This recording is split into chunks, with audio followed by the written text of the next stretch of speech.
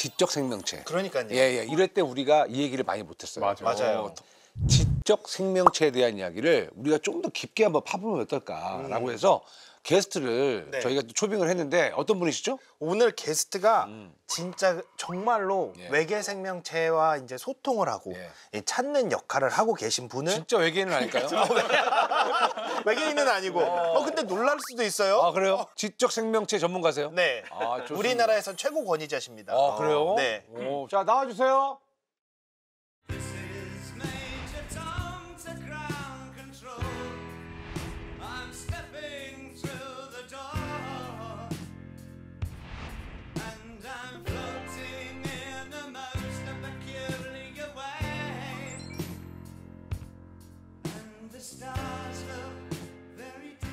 네, 반갑습니다.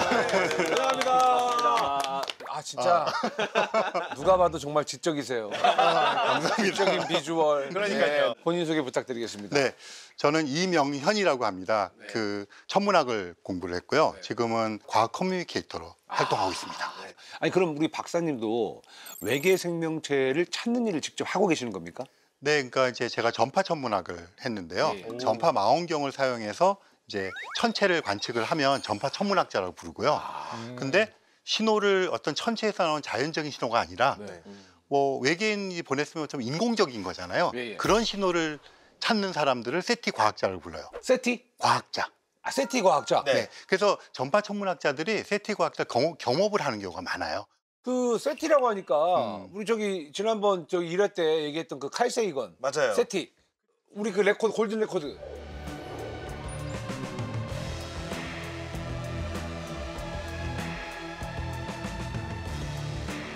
이거 어떻게 생각하세요? 그냥 너무 위험한 행동 아니에요? 너무 개인정보지. 우리 지구의 정보를 정말 우려가 되는. 맞아요. 걱정이 많으시군요. 우려 안 하셔도 돼요. 우려가 되는 그 집단에 지금 그 집에 있는 집단 외계인들한테 그렇습니다. 우리 지구인들은 이렇습니다라고 다 알려주고 있는 지금. 네. 맞습니까? 저도 지금 세티야? 같이 하고 있거든요. 아, 그래요? 같은 집단에 속해 있습니다. 같은 일을 하고 있고 알겠습니다. 전파 천문학은 어떤 학문입니까? 그 천체로부터 오는 이제 신호가 있잖아요. 그렇죠. 그 신호를 받을 때 우리 눈에 보이는 그런 신호를 받은 광학 천문학자. 예. 그 적외선 영역을 또 쓸 수가 있잖아요. 그럼 적외선 카메라를 쓰면 적외선 천문학자. 근데 천체가 적외선, 자외선 뭐 그런 것도 내지만 전파 신호도 냅니다. 아 전파 신호. 그 전파 신호를 받으려 그러면 뭐 EBS 텔레비전 이런 것처럼 안테나가 있어야 되잖아요. 전파 안테나. 그러니까 전파 안테나를 써서 천체로부터 오는 신호를 받아서 분석하는 사람들. 전파 천문학자. 여기 오늘 전파 망원경이 이렇게 딱 있지 않습니까? 예, 네, 요렇게 생긴 게 전파 망원경이에요. 그럼 이런 애들을 좀 다루시는 거 아닙니까? 네, 그렇죠. 저는 이제 주로 이런 것들 한 개짜리 다룬 게 아니라 뭐 37대, 뭐 14대 이렇게 연결돼 있는 것을 가지고 주로 했던 그런 작업을 많이 했죠. 아, 대단하십니다. 영화 콘택트에 나왔던 망원경이 바로 그 망원경을 전파 제가 망원경인가요? 사용했죠. 그리고 한국의 조디 포스터. 감사합니다. 아니 우리 이 박사님은 어떻게 천문학을 공부하게 되신 거예요? 저는 그 어릴 때인데요. 네. 자연스럽게 하늘을 쳐다보게 됐죠. 그럼 거기에 금성도 떠 있고 초생달도 떠 있고 그렇게 해서 맨날 그걸 쳐다보고 있었어요. 그러고 있는데 1969년 7월 20일 날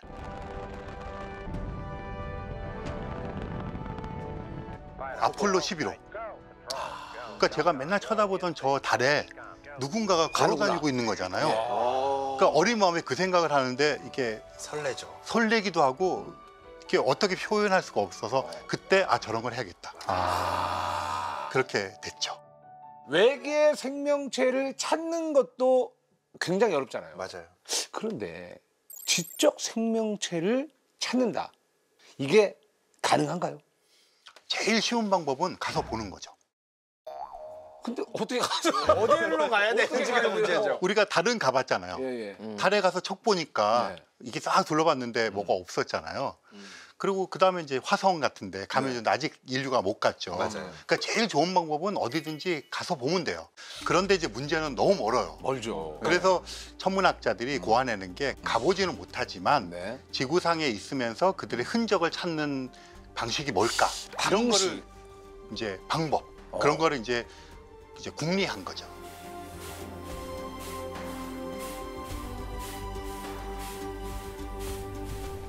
그럼 우리가 또 외계 지적 생명체 이야기를 하기 전에 네. 이 지적 생명체라는 게 과연 뭔지 이거를 이제 정의를 해봐야 될 것 같아요. 그렇죠. 일단 그렇게 질문 드려볼게요. 지적이세요? 안 지적일 건 뭐죠? 그러니까 이제 우리가 지적이다, 네. 지능을 가지고 있다 이런 네. 얘기할 때 상당히 애매할 수가 있잖아요. 맞아요. 외계 지적 생명체 할 때 이 지적은 오히려 명쾌할 수가 있어요. 그래요? 왜 그러냐 하면 예를 들어서 조선시대의 그 뭐 성리학을 막 그 부흥시켰던 그 선비들, 사대부들 지적인가요? 엄청 지적이죠. 엄청 지적이라고 얘기할 수 있잖아요. 그 안에서는 굉장히 지적인 그렇죠. 거죠. 그리고 뭐 마야 문명 했던 그런 분들, 문명을 건설한 되게 지적이잖아요. 네. 근데 외계 지적 생명체를 우리가 찾는다고 하는 그 지적에서는 이들은 지적이지 않아요. 그러니까 그런 지적인 어떤 문명에 도달한 것은 있을 수 있잖아요. 네. 그런데 그것을 다른 곳에 알려서 다른 곳에서 그것을 알아차리게 할 정도가 되는 지적 생명체를 여기서는 지적 생명체라고 부르는 거예요.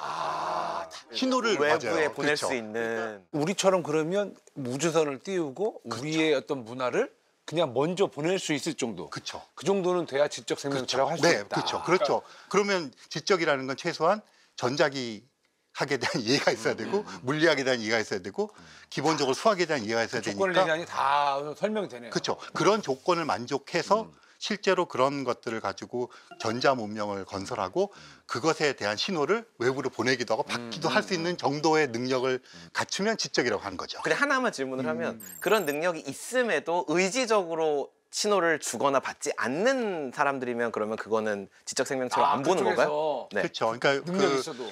그 능력이 있어도 그걸 표출하지 않고 숨길 수도 있잖아요. 네, 위험하다고 그러면 생각해서. 이 네. 우주 전체 판에서 지적 생명체의 카테고리에 넣기가 힘들죠. 넣지 않는다는 거군요. 저는 그러니까 생명체는 기본적으로 다 지적이라고 생각을 하거든요. 왜냐하면 저는 지능이라고 하는 거는 문제를 풀 수 있는 능력이라고 생각하기 때문에 모두 생명체는 각자의 방식으로 문제를 푸는 지능이 있는데 말씀하신 것처럼 충분히 존재감이 뿜뿜해서 인간이 발견할 가능성 있는 생명체라고 그렇죠. 저희가 정의를 하는 거니까 그게 아니면 의미가 없잖아요. 의미가 없죠. 아무리 똑똑하더라도 우리한테 그 존재가 알려질 수 없다면 없는 것과 다름없으니까 우리한테 발견될 가능성이 있는 존재, 가보지 않고도. 가보지 인거죠. 않고도 네네네. 뭔가를 보내서 보내서. 네. 보셨죠? 천문학이 이렇게 명쾌한 학문이에요. 아이고. 네. 기가 많이 살아있네요. 오늘. 되게 행복해 보이시네요. 너무 행복해요.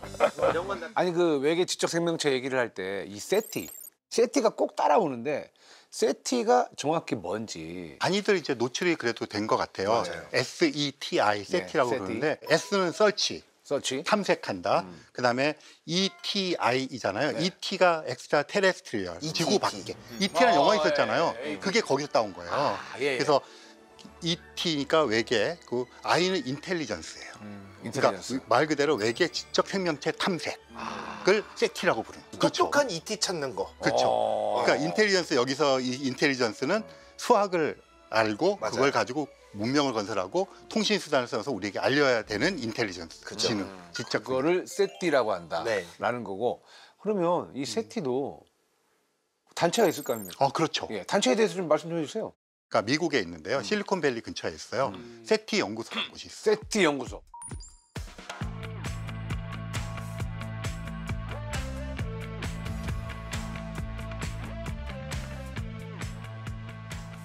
그 다음에 국제 조직으로는 메티 인터내셔널이라는 게 있어요. 메티. 메티는 메시징 투 엑스트라 테레스트리얼 인텔리전스. 메시지. 외계 지적 생명체에게 메시지를 보내는 보내는. 집단. 근데 그거는 세계적인 조직인데 샌프란시스코에 본부가 있고요. 더 큽니까? 메티가? 규모로 보면 더 커요. 국제적인 조직이에요.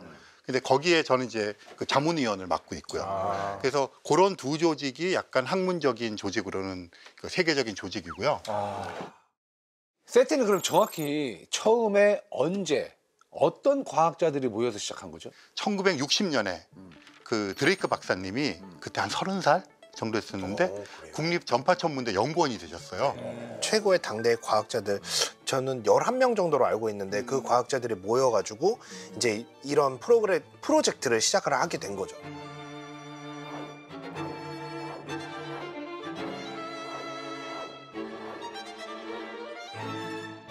그때 사람들이 이렇게 진지하게 외계의 지적 생명체가 있을 거라고 좀 생각하게 된 어떤 계기나 사회 분위기 같은 게 있었나요? 그런 게 있죠. 그러니까 지금 되게 의아하게 생각하시겠지만 예를 들어서 그 케플러가 살던 시대 이런 때는 그냥 케플러 달에는 망원경의 그 케플러. 네, 그 네. 케플러 예. 요하네스 케플러 그분이 살던 당시에는 그냥 달에는 외계인이 살고 있다고 믿었어요. 모든 아예. 사람들이 아예. 진짜로요? 네.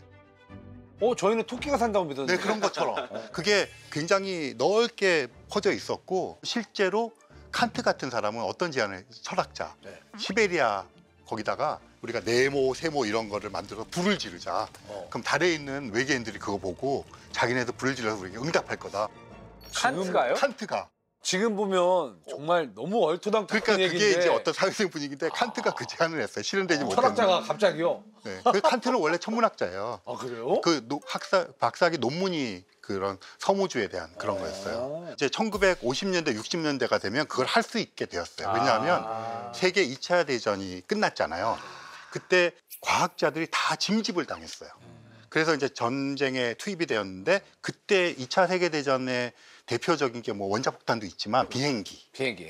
그러다 보니까 비행기를 추적해야 되잖아요. 그러니까 레이더가 필요하죠. 과학자들 다 데려다가 생물학자들, 화학자들 전부 다 전파공학, 전파천문학 공부시켜가지고 전부 레이더를 다루게 한 거예요. 2차 세계대전이 끝났어요. 레이더, 그러니까 전파 안테나가 남아 돌겠죠. 이거를 학교랑 연구소에 막 줬어요. 그냥 공짜로. 그리고 학교로 이제 돌아갔는데 이 사람들이 배운 게 전파 망원경 돌리는 기술을 다 배워갖고 온 거잖아요. 그래서 전파 천문학의 1950년대, 60년대가 황금기입니다. 태도. 조금 첨언을 하자면 예. 1957년에 네. 소련이 스푸트니크를 쏘아서 맞아요. 네, 성공을 합니다.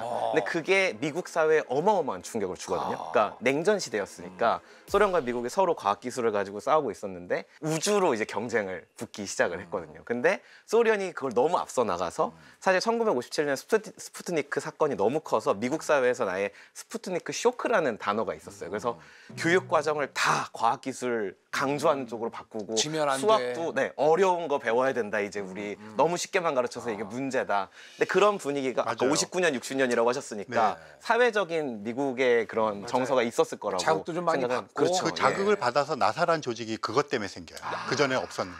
그러니까요. 외국에서 또 자극이 있었으니까. 아니 당시에 최고의 과학자들이 외계 지적 생명체를 뭐 찾는다. 그럼 모여가지고 이 양반들이 무슨 얘기를 했을까요? 그 당시 그게 때? 1961년에 드레이크 박사님이 이제 국립 그 전파 천문대죠. 미국의 웨스트 버지니아 주에 있어요. 그린뱅크라는 곳에 있는데 이런 거에 관련된 사람들을 다 끌어모아서 회의를 하자 이렇게 됐는데 그린뱅크 미팅이라고 불러요. 약간 솔베이 회의 같은 느낌이 좀 그렇죠. 있네요.